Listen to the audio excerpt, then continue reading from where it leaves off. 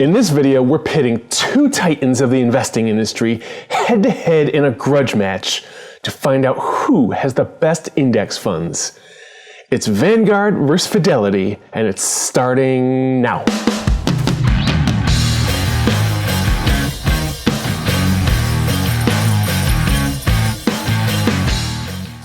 How's it going, everybody? Welcome back to the channel. If it's your first time here, my name is Jay, and today we're pitting Vanguard versus Fidelity to find out who has the best index funds.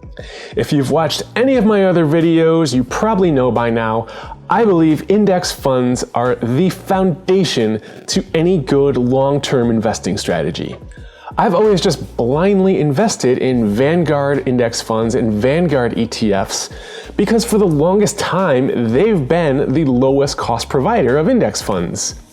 But Fidelity is taking it to them lately, and it's kind of a race to the bottom of expense ratios in index funds. It was actually a subscriber of mine, a regular commenter, KJ, so if you see him down there in the comments, give him a thumbs up on his comment for this video. He asked me a question a while back about Fidelity's line of zero index funds.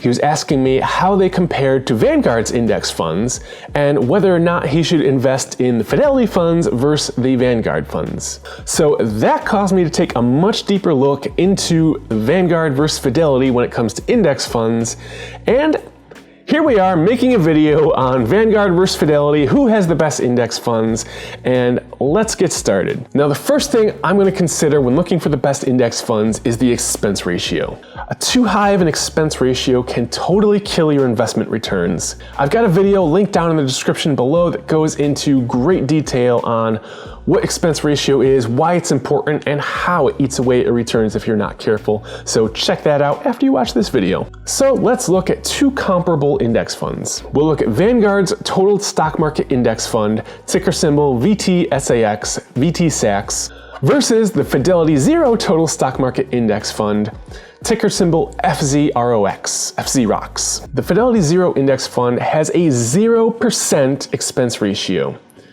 There are no expenses and no fees whatsoever. And if you stick with me to the end of this video, I'll explain exactly how Fidelity is able to pull that off and offer a line of mutual funds with no expenses or fees whatsoever. Now, the Vanguard Total Stock Market Index Fund, VTSAX, has a 0.04% expense ratio. So if you invest $100,000 into each of these funds, the Vanguard fund will cost you $40 per year, and the Fidelity fund will cost you $0. The only other thing that'll cost you $0 per year is hitting the like button on this video so YouTube spreads it around to new viewers. So let's call that 1 point for Fidelity versus Vanguard in this showdown to find out who has the best index funds. The next thing we'll look at is the minimum investment amount. A lot of mutual funds require you to invest a minimum dollar amount initially to be able to get into the fund. And with Vanguard and VTSAX and most of their other index funds as well, there's a minimum initial investment of $3,000. Now with Fidelity and their line of Fidelity Zero index funds, there is a $0 minimum investment. So obviously zero is much better than $3,000. So let's call that another point for Fidelity versus Vanguard. Now let's look at the availability of the index funds. Vanguard index funds are available to invest in at just about any brokerage. You don't need to have a Vanguard account to invest in Vanguard index funds. You can invest in Vanguard's index funds if you invest with TD Ameritrade, Charles Schwab, M1 Finance, or even Fidelity. On the other hand, to invest in the Fidelity Zero line of index funds, you need to be a Fidelity customer and invest in them through your Fidelity account. So because of the widespread availability of Vanguard funds, we're giving Vanguard the point here versus Fidelity. Now, up till now, we've been talking strictly about mutual funds, index mutual funds. If you're like me, you might prefer to invest in ETFs. Especially in a taxable account, investing in index ETFs carries some tax advantages over index mutual funds. So, do the Vanguard and Fidelity index funds come in ETF form? With Vanguard, the answer is yes. You've heard me mention it over and over on this channel when I talk about my index fund investments. I invest in the ETF version of the Vanguard funds, and the Vanguard Total Stock Market Index Fund, VT-SAX, that we were talking about earlier, has the counterpart ETF, which is ticker symbol VTI. Now, with the Fidelity Zero Index funds, there is no ETF form.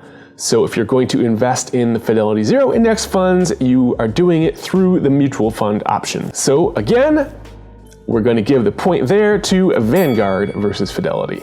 So let's look at a few other more minor factors when we're comparing Vanguard versus Fidelity here to find out who has the best index funds. When it comes to fund history, the winner is Vanguard by a mile. Vanguard's index funds all have long track records. Their VT-SAX, their total market index fund, has been around since 1992, so you have that long track record of performance and stability with the fund. Their S&P 500 index fund has been around since the 1970s, so again, you have that long track record of stability and performance. You can see exactly how well it performs relative to the index. The Fidelity Zero Index funds are kind of newcomers to the fund scene. They launched in 2018. So while I have no reason not to trust Fidelity, because these funds are so new, you don't have that track record of performance, and you can't really tell how well they'll track their respective indexes. Another difference between Vanguard and Fidelity here is the benchmarking. If we look at the details of Vanguard's S&P 500 index fund, it states right there in the description of the fund, the objective of the fund is to track the Standard & Poor's 500 index, S&P 500. If we look at the Fidelity Zero Large Cap Index Fund, they say they try to replicate the 500 largest US companies through the Fidelity US Large Cap Index.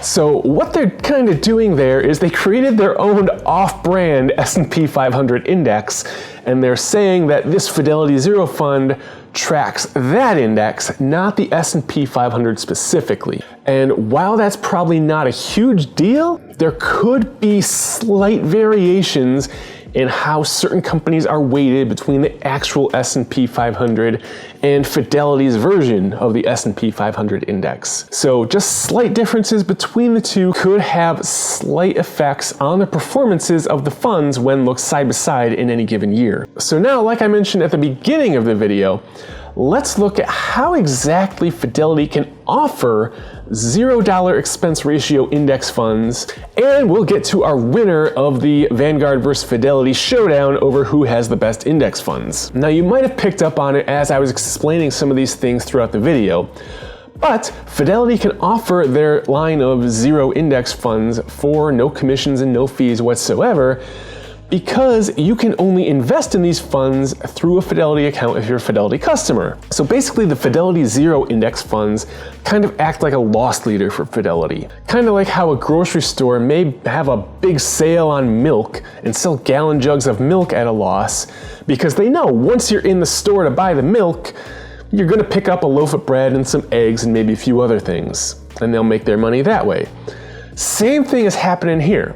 Fidelity is offering these index funds at zero cost, zero expenses, because they want you to become a Fidelity customer, start investing in these funds, and then once you're a Fidelity customer investing with Fidelity, then they hope you'll also buy your individual stocks at Fidelity, and maybe you'll invest in a mutual fund that has a little expense ratio through Fidelity, and all your uninvested cash that you're waiting to put into the market you'll have with Fidelity, and they'll make up the loss they're taking on the zero index fund through all those other lines of business.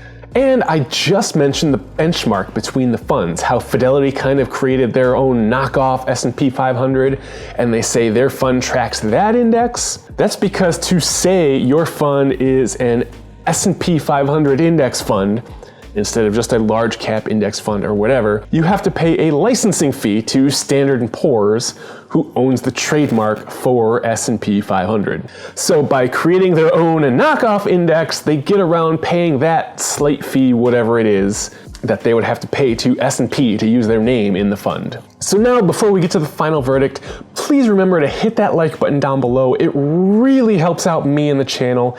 It tells YouTube to spread these videos around. Subscribe to the channel if you're not already. So what's the verdict? Vanguard versus Fidelity, Fidelity versus Vanguard. Who has the best index funds? I'm declaring the winner by the slightest of margins, Vanguard. Just based on the wide availability of their funds, you can invest in them for everywhere, they're offered as ETFs, and because they've been around so long and have so many people investing in them that they have great liquidity. But if you're a Fidelity customer and have a Fidelity account, the Fidelity Zero Index are absolutely a great option, and I would highly recommend you investing in those as well. I hope you enjoyed this video. If you did, check out these two videos over there. I hope to see you there, and have a good day.